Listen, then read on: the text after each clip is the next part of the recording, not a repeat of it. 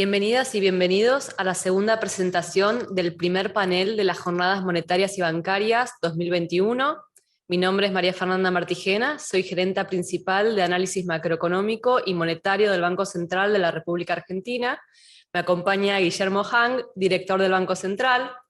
Esta presentación estará a cargo de Özlem Onaran. Özlem es profesora de Economía en la Universidad de Greenwich y codirectora del Instituto de Economía de Política, Gobernanza, Finanzas y Transparencia. Ha realizado una extensa investigación sobre temas de desigualdad, crecimiento liderado por los salarios, empleo, política fiscal y género.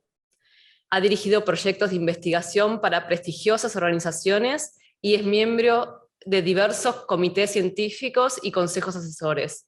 Posee más de 80 artículos en libros y revistas líderes especializadas con referato. Özlem, the floor is yours. Muchas gracias. Thanks for having me. It's a great honor and pleasure to be part of the annual conference of the Central Bank of Argentina. I would have loved to be there in person in Buenos Aires, but I'm also grateful for this technological opportunity. I will talk about how we can redefine the purpose and remit of economic policy in the aftermath of the COVID-19 crisis. In particular, I'm gonna focus on public spending and how we can fund it to meet the challenges of our time. In all of the countries across the world, public spending had to increase substantially during the pandemic, but sadly, in almost everywhere, it fell short of linking the short-term emergency policies to long-term rebuilding. This is challenging because the COVID-19 crisis itself has added to the long-standing policy needs and fiscal spending needs to address the urgent needs of our century, just to mention the care deficit, social care deficit, and ecological deficit, and inequalities in the intersectionality of class, race, gender, regional, inter-country inequalities, which all have been exacerbated by the crisis even further.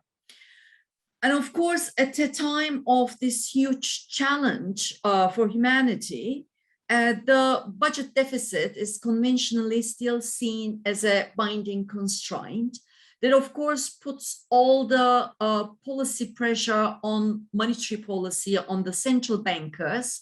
And the challenge is so big that just one policy tool, of course, is not sufficient to meet the needs of our time, even before the pandemic, not to mention all the needs that have been brought by the pandemic itself. So a lot of the research that we've been doing in the past year is to think about means of facilitating a new paradigm to macroeconomic policy, in particular a needs-based approach to macroeconomic policy, in particular fiscal policy. And today, within that new needs-based approach, I'm gonna focus on what are some of the tools that we have in our toolkit to really finance such a new needs-based approach to public investment. And in particular, can we see a new role for taxation of wealth, in addition to taxation of income, to ease the budgetary constraints on fiscal spending in a way to address all the huge challenges of our time in terms of care and ecological deficits, while at the same time tackling the multiple inequalities. So the question is, can we invest sufficiently in infrastructure, not just in physical infrastructure, but also in social infrastructure, and use wealth tax, for example, taxation of inheritance, among other tools of wealth taxation, to fund, for example, spending in long-term social care or to fund renewable green energy investments. And of course, the background thinking also has to bear in mind that wealth inequality in particular increased dramatically with the pandemic itself. So it would be socially desirable to use taxation to address that very dramatic increase in wealth inequality as well. And the aim here is really to think about a source of income to fund the needs in terms of public spending, the social needs, and avoid any competition between these needs, and avoid thinking such as investment in renewable energy is very urgent to address climate change. We don't have time left. So sadly, then we can't address the deficits we have in social care, in child care, or in health care or education. So this is exactly what our research is trying to address at the moment. Now, to be able to answer these questions, we are working with a formal macroeconomic model that is built in the tradition of post-Keynesian economics, to be precise, post-Kaleckian economics, with inspiration from feminist macroeconomics. So it's a synthesis of post-Keynesian, Kaleckian, feminist macro research. We do econometric estimations to estimate the parameters of the macro model, and then we do a policy simulation with the model. The empirical part of today's talk will address the data from the UK economy, but I would be very happy to see such analysis applied to Argentina and other economies in the world. And I will end with policy implications for fiscal policy, but also labor market policies and monetary policy to facilitate a new paradigm of global development in the aftermath of the pandemic. So the post-Keynesian Kaleckian feminist macro model is synthesizing various trends, as I've said, in the macroeconomics literature. There's a trend in post-Keynesian economics that is focused mainly on the effect of functional income inequality, the distribution of national income between wages and profits on output and aggregate demand. There is a feminist literature that looks at another dimension of inequality, precisely gender wage gaps. And there is a new macro research that builds in the effects of wealth inequality, to be precise, wealth concentration in the top 1% of the distribution. So we are pulling these three different strands in macroeconomics that looks at the effects of inequalities on output and demand. A vast majority of that research is focused on the demand side of the macroeconomy. What we are trying to do here is to bring together the demand side and supply side interaction. To be precise, we are looking at the determinants of not just aggregate demand, but also productivity and technological change in the medium run, and trying to see how demand and inequalities affects productivity, and the supply side in turn will have effects on the demand side as well. We are very interested in looking at the effects of policies. So on the demand side, we are having a very detailed analysis of the effects of different types of government spending. So there is government spending in physical infrastructure. Here, the priority is to address the green, renewable energy, public transport, housing type of public spending. And we also, coming from the feminist tradition, look at government spending in what we call purple social infrastructure.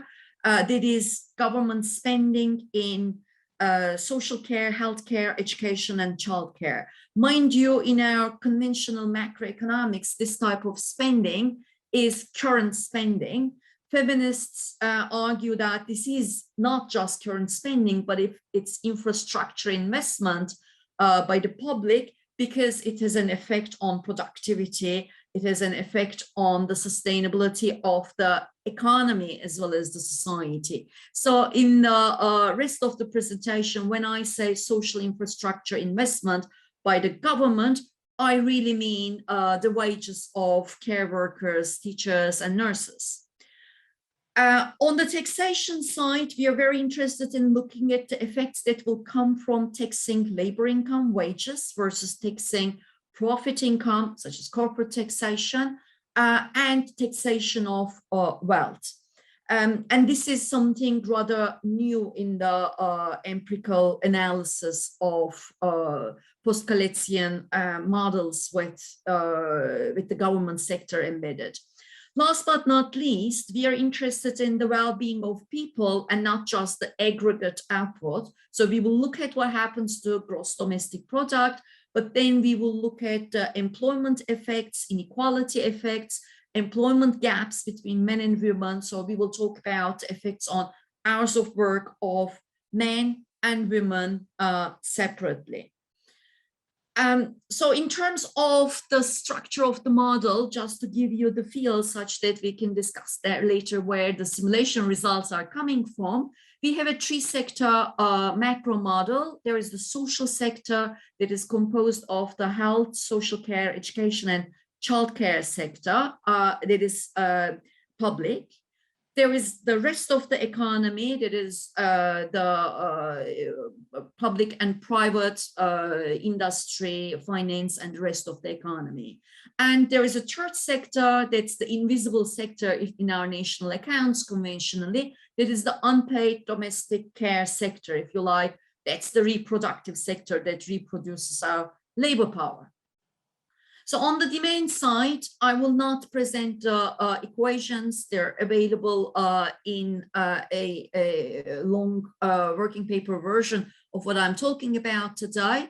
But on the demand side, we have the consumption of the households in two separate sectors. In the social sector that is denoted by H. H stands for, if you like, the sector that is producing the human capabilities.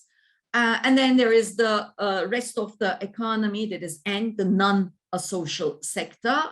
In both sectors, the consumption of the households is a function of the income of the household that's disaggregated as wage income of men versus women in the household, and profit income of profit earning households. And there's also consumption effects that are coming from the wealth of the households, and we allow for differences in marginal propensity to consume out of different types of wage income of men versus women, out of profit income, and out of the wealth of the top 1% versus the wealth of the bottom 99%.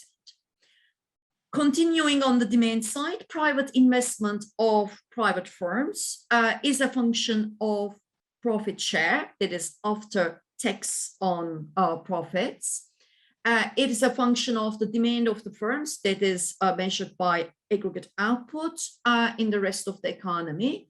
There are also wealth effects. So there are effects on private investment from the wealth of the top 1% versus bottom 99%.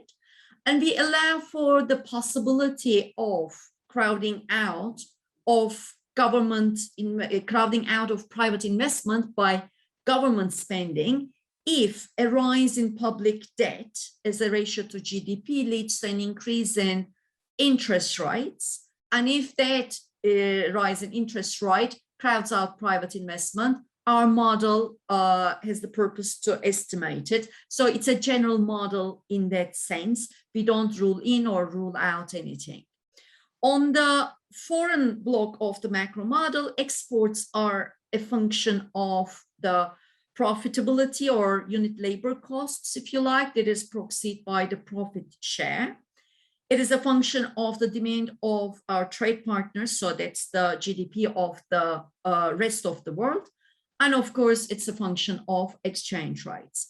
Imports similarly are a function of the profit share and exchange rates, as well as the country's own GDP in the rest of the economy, not in the government social sector, which is a sector which we think to be not very import intensive.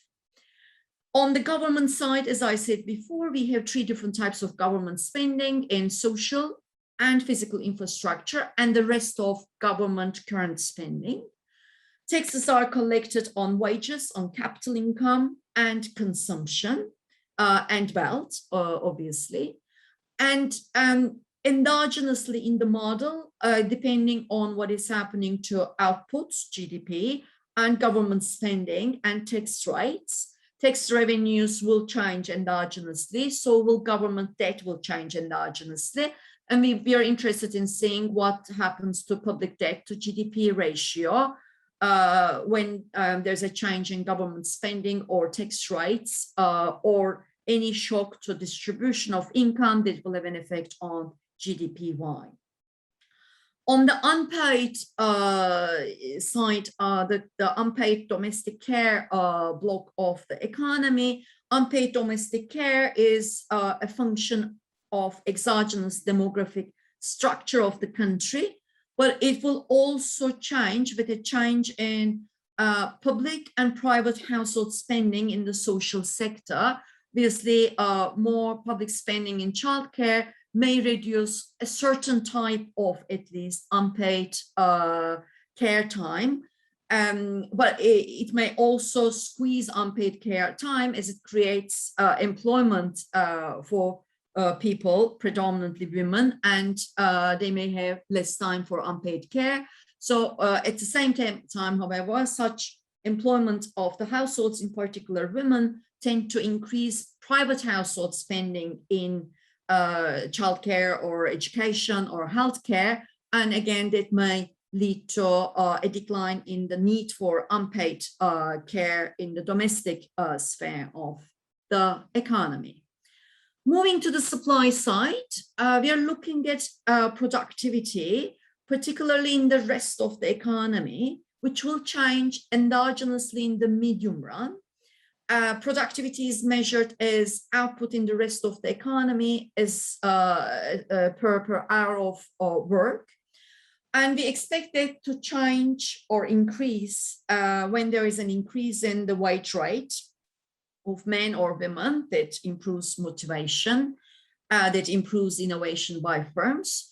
Again, productivity output per hour of work will increase with demand, with output. It will increase with investment of both the private sector and the public sector in both the social infrastructure and physical infrastructure. It will also increase if households are spending in the private sphere in health or education or care.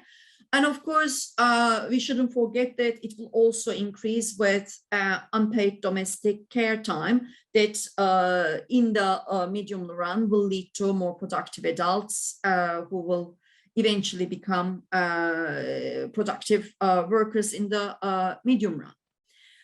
And finally, bringing together the changes in aggregate demand and aggregate output thereby, and the medium run changes on the supply side in technology or productivity of labor, employment of men and women, or the hours of work or men and women will change endogenously. The split of employment between sectors, social sector and the rest of the economy, and within each sector between men and women, is determined by the current structure of the economy, occupational segregation between men and women in the rest of the economy and in the social sector. What we have seen in almost all economies of the world, in emerging and advanced economies, is that the share of men in total hours of work is much higher than women in the rest of the economy, while in the social sector, it's predominantly women who are doing the work, also in the paid sectors of the economy. All right, and in terms of the wealth effects, which will be very important, particularly when we discuss the taxation of wealth, private net wealth, that is assets minus liabilities of the households, is accumulated as a function of wage and profit income. So we allow for different savings, right, for women and men wage earners and profit earning households. It will be depending on its past value. It will be very peg dependent. And when I talk about wealth inequality, I refer to wealth concentration, which is the private net wealth of the top 1% in the total private net wealth of the economy.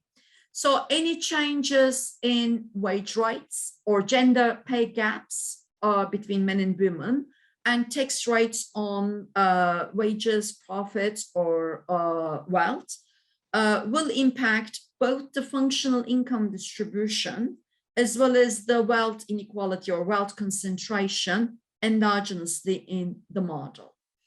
As I have said, we estimate this macro model for the UK economy using econometric estimations for each equation, each behavioral function.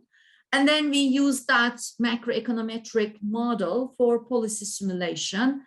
I'll give you one example of what we have done that's combining fiscal policies on the spending and taxation side with labor market policies. I dubbed that as the purple, green, red New Deal. The purple and green refers to different types of public spending, and the red policies refer to taxation and labor market policies. So on the spending side of the fiscal policy, what we are simulating is a rise in government spending in social purple infrastructure as a ratio to GDP by 1 percentage point per year, a very modest move. And at the same time, a rise in public physical green infrastructure investment as a ratio to GDP, also by 1 percentage point. An example of that would be to increase the number of nurses, social care workers, teachers hired by the public sector, or on the green side, investing in renewable energy, public transport, or social housing with low emissions and insulation of the existing housing stock. You can, of course, increase the social purple infrastructure spending, not just by hiring more care workers, but also paying them a higher hourly wage rate. So that's the red part of the New Deal, if you like. So hire more care workers, increase their wage rates. That's the way to increase social purple infrastructure investment. At the same time, you can address another purple policy tool to make sure that the gender wage gap is closed in the public sector via an upward convergence, meaning by paying a higher wage rate, particularly to the public sector workers at the lower half of the scale of the payment, where you find predominantly more women concentrated, and still increase the pay rate of the other half of the pay distribution, but maybe at a slower pace. You can try to enforce equal pay legislation between men and women. So the simulation we are doing here is looking at a pay rise in real hourly wage rates of women by 2% per year, and an hourly real pay rise for men by 1% in real terms. On the taxation side of fiscal policy, we are talking about progressive taxation of income and wealth. What we are simulating here is a rise of the average tax rate on wealth by 1 percentage point. For the UK context, just to clarify, that's a quite massive increase. Currently, average tax rate on wealth, all taxes collected on wealth as a ratio to wealth in Britain is 1%, a bit below 1%. What we are looking at here in the simulation is doubling that, meaning increasing it by another 1%, which was what it was by at the end of 1970s. So it is not something unforeseen, but certainly the past 3 decades has seen a halving of that wealth tax rate.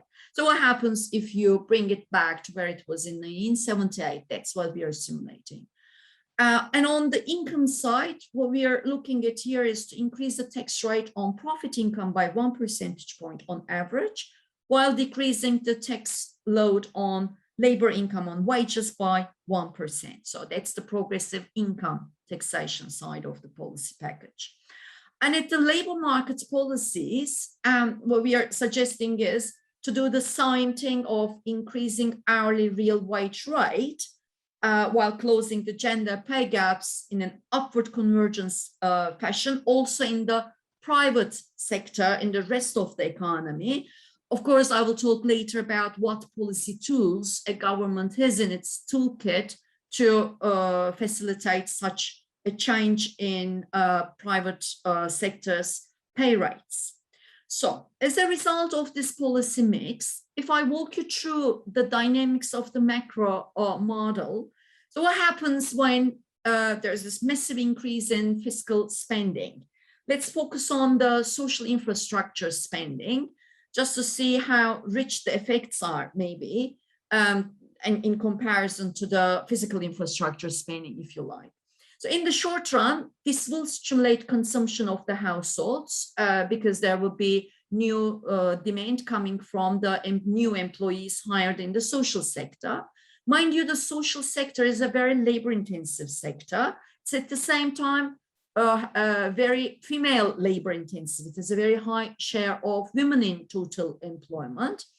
And what we know from our empirical analysis as well as literature is more income in the household in the hands of women leads to more household spending on education, health, and childcare and social care. This is what we call social infrastructure accumulation by the private households, if you like. Meaning, if when the government spends in the social sector, that leads to more gender equality in terms of closing employment gaps and gender pay gaps, and that stimulates social infrastructure.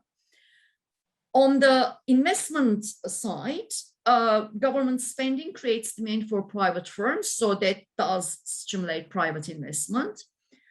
We looked, as I said before, at the effects that could come from public debt to GDP. That effect on private investment seems to be very negligibly small in the context of the UK.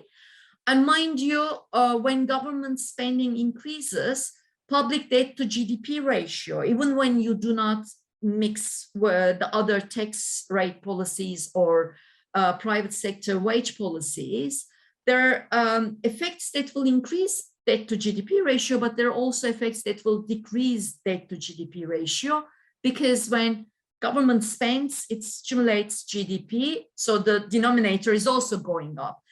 To cut it short, a spending rise by the public sector doesn't lead to an equivalent increase in public debt to GDP ratio.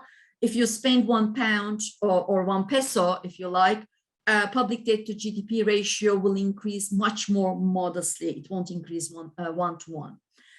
Most importantly, social infrastructure spending does stimulate in the medium run labor productivity in the rest of the economy, in industry and in other service sectors, because of the increase in health, education, and care spending, but also the private household spending in social infrastructure, the rise in output that also stimulates productivity. So it is really worth calling this public social spending an infrastructure investment because it contributes to productivity. The rise in productivity, of course, moderates the unit labor costs and improves profit share, other things being constant. That stimulates private investment and net exports in the medium run. If you look at employment effects, employment or hours of work of both women and men increase, both in the short and the medium run. This is important to emphasize because in the medium run, not just output, but also productivity is increasing. So you could be given for thinking, the effects may offset each other and employment doesn't change, or employment could theoretically even fall, but it doesn't, because the output effect of public social infrastructure investment is huge, and it more than offsets the productivity effects, which are themselves also very strong. So to summarize in macroeconomic terminology, social infrastructure spending has a very high multiplier effect on the economy. And of course, to compare the employment effects of men and women, while both hours of work increase, the impact on women is much stronger. Hence, public social infrastructure spending does close gender gaps in employment. Now, if I may move to the effects of taxation, particularly I want to start with the increase in tax on wealth. It is more novel, and there is more political controversy around it. What it does is that it decreases wealth concentration, it decreases wealth inequality, it decreases the share of top 1% wealth in total wealth. Now, in the context of the UK, very interestingly, this decline in wealth concentration stimulates private investment. This is linked to two things. Wealth concentration means high monopoly power. This is not something good for private investment. So if you decrease it, it's good for investment. In emerging economies where small and medium enterprises are more important, this may be even a more important effect. The other channel is through financialization. A lot of the wealth accumulation at the top 1% of the distribution is simply financial asset ownership. This isn't something that is conducive to private investment. It's buying your own shares back or buying the shares of other companies rather than private firms retaining their earnings and reinvesting in their core business in the non-financial sector. So lower wealth concentration is decreasing this financialization process. It's taming financialization, and it's conducive to investing in the non-financial companies. So overall, what we find is a very strong effect coming from taxation of wealth on output, particularly through this positive stimulus to private investment. It also has positive effects on consumption of households, because consumption out of the wealth of the bottom 99% is much higher compared to the marginal propensity to consume of the richest 1%. And as a result, of course, employment of both women and men increase. And there's a massive positive impact on the budget balance of the government, both in the short and the medium run. Moving on to the progressive income taxation, again, there is a stimulus to output and employment of both men and women. Public debt to GDP or budget balance improves, again, in both the short and the medium run. And it's important to keep in mind that the UK is a equality-led economy. It grows with more equality, or it grows with higher wage share in GDP. It's a wage-led economy, to use a post-Keynesian term. Progressive income taxation, in the way we formulated it, increases the after-tax share of wage income in total income and decreases the after-tax profit share. And in a wage-led economy, this is conducive to output. I just want to emphasize that the effects that will come from the taxation of income, even when progressive, is still much smaller than the effects that come from taxation of wealth, a new avenue that waits to be explored. So just to summarize what this purple, green, red New Deal does, the simulation of the policy package I have described in the UK, it increases output in both the short and the medium run, I have said, and in the medium run, it's a massive, more than 10% increase in the GDP in the UK. Hours of work of both men and women increase, and the medium run, it's a massive increase of around 10% of hours of work of women, but also quite substantial increase of the hours of work of men by almost 6%. And the budget of the public sector improves massively. The public debt to GDP ratio in the medium run falls by 10 percentage points or more. Now, to summarize, what are the policy tools in our toolkit to move towards both an equality-led and sustainable development in the global economy in the aftermath of the pandemic? On the fiscal policy side, I've talked about public investment in social infrastructure and physical infrastructure.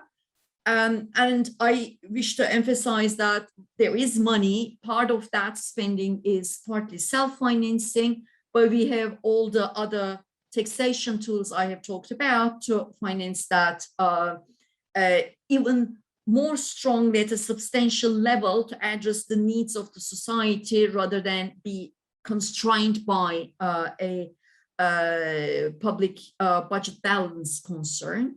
So taxation of not just income, but also wealth will be key here.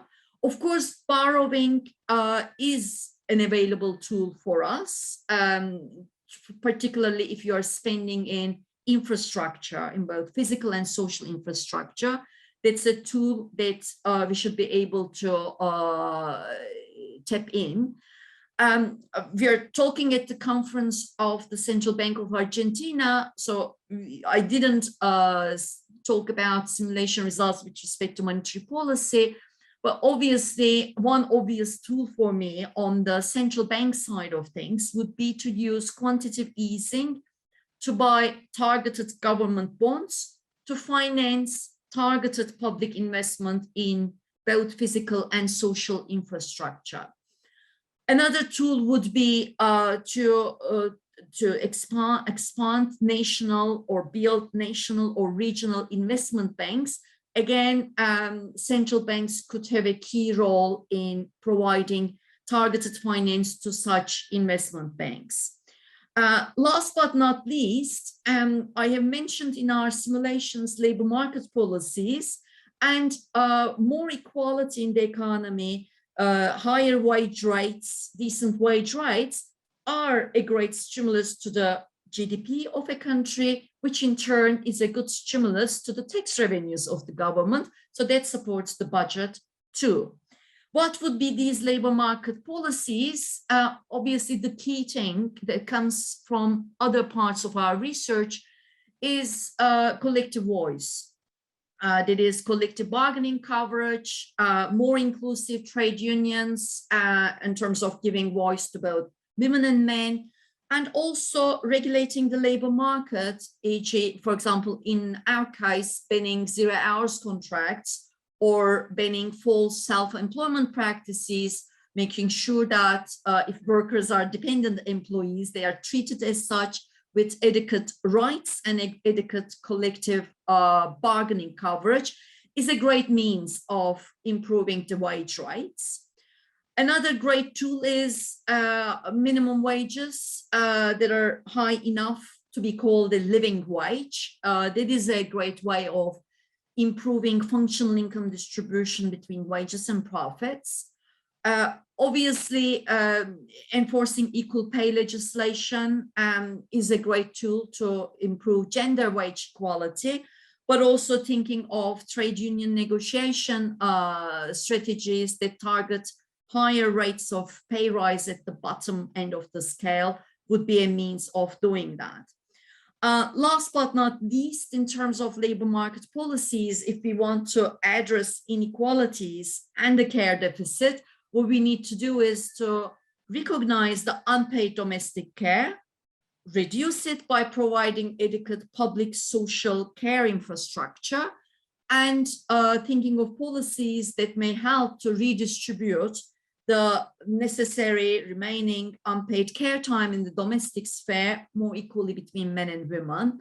So here the policies we could talk about is certainly universal free childcare and social care provision by the public sector, thinking of parental leave policies with equal incentives for men and women, policies that are more conducive to work-life balance as part of a decent job description. And of course, it's not part of today's talk, but shorter working hours is something I have just started to work now, in a way to accompany the upward convergence in hours of work of men and women, a policy of downward convergence in hours of work, such that maybe men work shorter hours, whereas women have more space to work longer hours when men share some of the unpaid care burden. Obviously, for all those to be feasible, we need to think about policies that will make work pay, permanent shorter work hours with wage compensation, particularly for the lower half below median wage earners. And that would also be a way of narrowing the gender gaps. To conclude with some other policies that I didn't have time to talk about today, obviously in the aftermath of the crisis at both the global and the national level, we will have to face and deal with the massive increase in debt of households and of, in particular, emerging and low-income economies. So here we will have to talk about a managed debt moratorium, policies that may restructure debt or link it to income, or policies of outright debt cancellation. At the national level, we need to think about household debt in terms of both secured and unsecured debt, their debt in terms of utility or tax payments. We need to think about the rent debt of the renter households to the landlords. We need to think about small and medium enterprises. And last but not least, of course, we need to talk about the debt of the developing and emerging countries. And there is so little redistribution happening at the moment, thinking about the lack of a free vaccine for all type of global policy. This will be one of the most challenging areas, but we are not going to come out of this crisis until all of us comes out of the crisis. And we won't do it if we don't tackle the debt of the countries and debt of the households in both the high income and low income countries. Finally, obviously, the pandemic meant there was financial support for firms that in most cases didn't come with conditionality. It's important now to think about mechanisms of conditionality and or equity ownership if firms are accessing financial support. One such policy would be a no layoff policy if a firm is stepping into public resources. The other would be the firm has to recognize trade union representation. We can think of, depending on the sectors, ecological investment requirements. And of course, no dividends, no bonuses for the CEOs, or no share buybacks, or no tax evasion, in my opinion, go without saying. So I'll conclude here by saying, after the pandemic, an equitable and sustainable global development is possible. They will need massive green and purple public investment, but also a pay rise for both men and women and shorter hours. This is my way of rewriting Keynes for the 21st century, who had famously said, take care of full employment, the budget will take care of itself. Well, I'm saying for the 21st century, take care of full employment, decent pay for women and men, equality, and ecological sustainability, and the budget will take care of itself. And we need both fiscal policy and monetary policy to achieve that. Thank you so much for having me. Look forward to your comments and questions. If you think so, I would like to ask a question that tries to relate this presentation to the current situation of countries like Argentina or Latin America. During the pandemics, we heard about these kind of ideas, and in Argentina especially, some of them were discussed, some of them were taken as policy, and we are used to seeing that there's not only a fiscal constraint, but also a balance, external balance constraint. And you said that in an economy like the UK, these kind of policies will have a net effect on exports, a positive effect on net exports. And I would like to ask you if you think that in peripheral economies, the situation is the same. The first thing I think is that expanding income, women income, in a first step, maybe it has a negative effect on net exports. And these kind of policies are always discussed in these terms.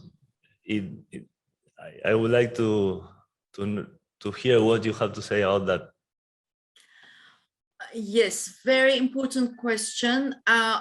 In another piece of research for the International Labour Office, we had worked on Argentina among other G20 economies. Argentina was one of the 20 economies we had looked at. And it's true that emerging economies are more reliant on exports. And though I have to say Latin America or Argentina is different from China or India in terms of the structure of its exports, it has moved away from the very labor-intensive exports. So the pass-through from labor costs to external competitiveness is not anymore a big constraint, as big a constraint as it was, say, 5 decades ago, or as it is the case in China today. However, of course, it is there. My understanding is if it's a difference if we are talking about a pay rise in the public sector versus the private sector first.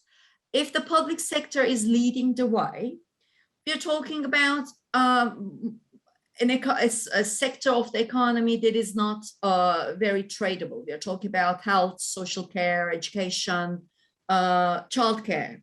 So this is not something that will affect the net export balance of Argentina.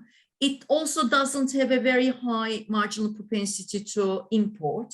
So that rise will not necessarily lead to an immediate rise in import demand coming from the sector itself. But obviously, any rise in aggregate demand of the economy will lead to private consumption of imports as well. However, one very important thing is to really look at the medium run, and that's what central bankers, that's what civil servants can do. They are there for a longer term, and that's also the job of a government, at least medium-term planning. Spending in social infrastructure does lead to a rise in labor productivity. So your external competitiveness isn't just about labor cost or hourly wage rate of the private sector, but it's also about how much output per hour those workers can produce. Once we have this medium-term thinking and understand that public spending, wise public spending, clever public spending improves productivity in the rest of the economy, that is the tradable sectors for you, that is your manufacturing sector, then it's a stimulus to net exports. That is the key to create the space for wage rates also to increase in the private sector, in the tradable sector, because productivity improvement will offset part of that. And I emphasize public spending because industrial policy and policies that improves productivity don't happen just by leaving it to the private sector, or don't happen by just subsidizing private policies or leaving it to them, giving incentives.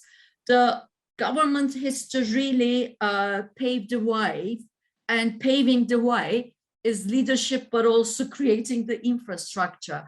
Therefore, what I see is a lot of the balance of payments constraints on growth in an emerging and open economy like Argentina can be best relaxed by a very clever medium-run government investment policy.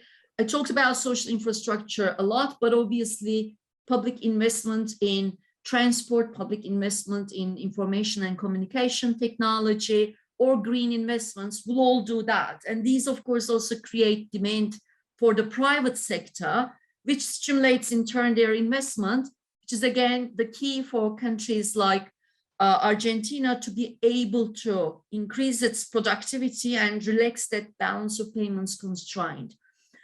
Having said all of that, I have so far answered your question by thinking of a country like Argentina being the only country in the world who would have the courage to implement these policies. It would, of course, be helpful if initiatives like G20, United Nations, were to lead coordination of macro policies, fiscal and monetary policies among the countries, and if such policies were implemented in coordination in each country at the same time.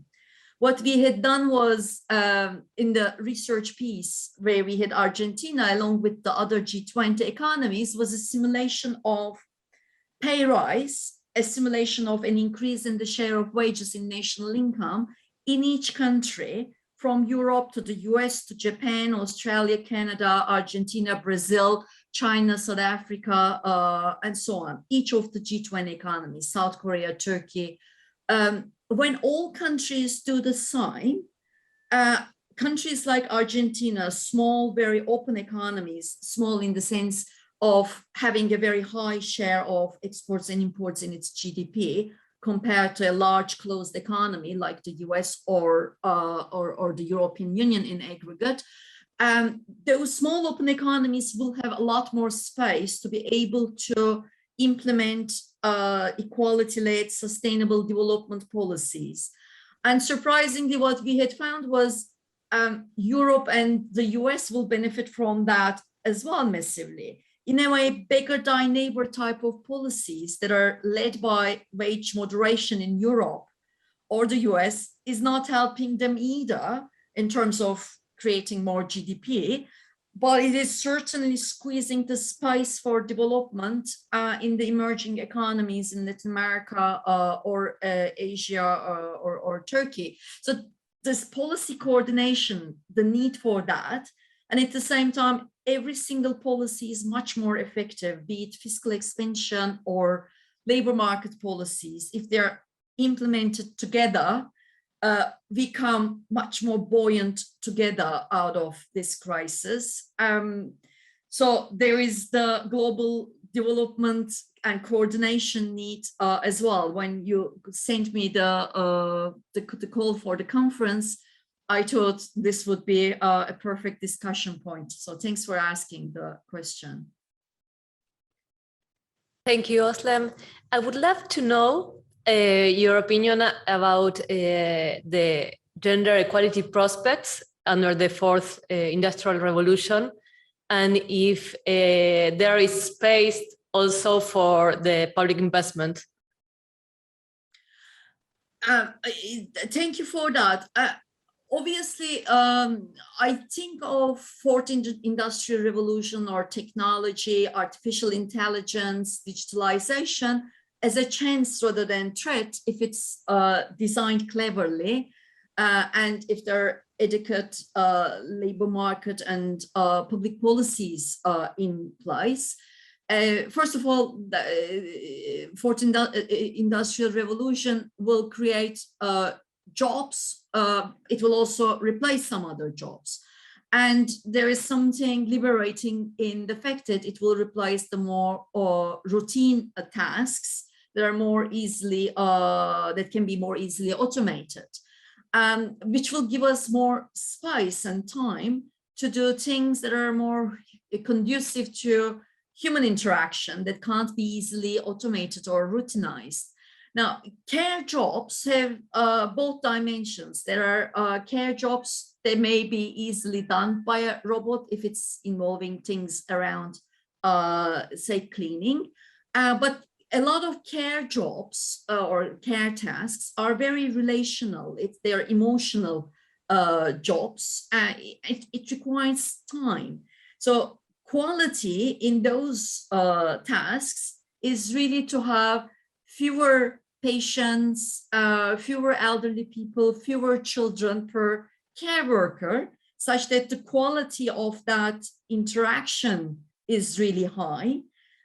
So fewer children in the nursery per nursery teacher means there is really adequate investment in developing the cognitive capacity of that child, which is certainly conducive to productivity in the future, where you can complement high skills with high technology and new information and communication technology.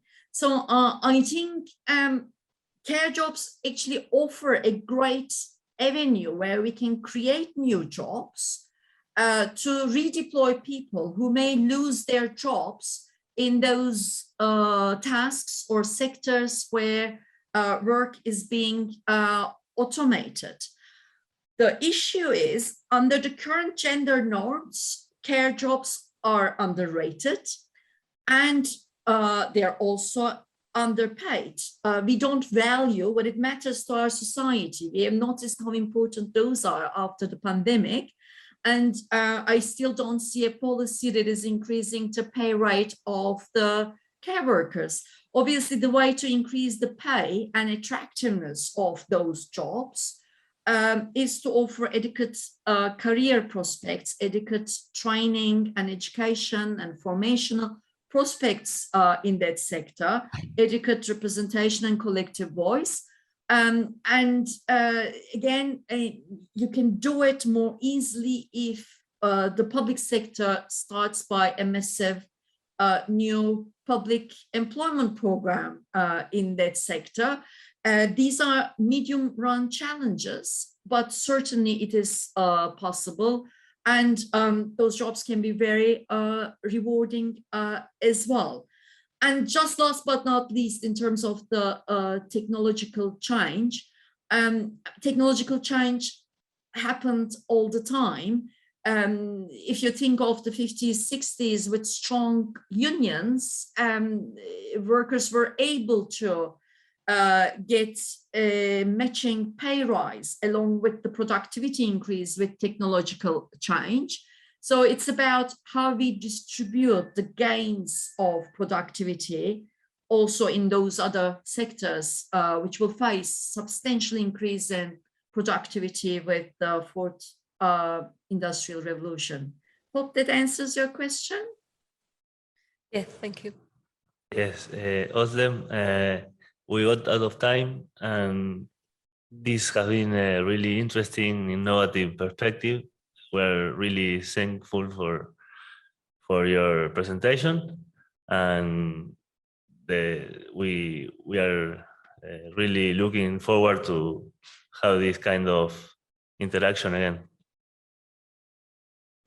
I'm honored to be with you today. Thanks for having me, and I look forward to hearing more about policy in Argentina and the rest of the conference. Thank you very much. Thank you.